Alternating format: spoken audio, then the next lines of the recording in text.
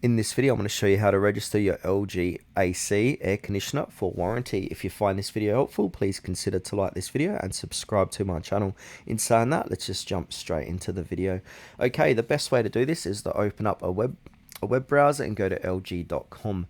Now, once we're here, we want to go ahead and hover over the user icon here, or user profile, and sign in or sign up to our account. As you can see, I'm signed in.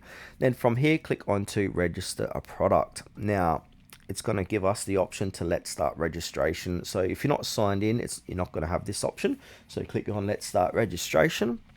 Now on this page, we can go ahead and enter our credentials or our warranty stuff manually. So we go ahead and put in our model number. If you're not sure how to find your model number, you can go ahead and click on find my model number, and then a layer pop-up opens, and that's going to help you find that model number.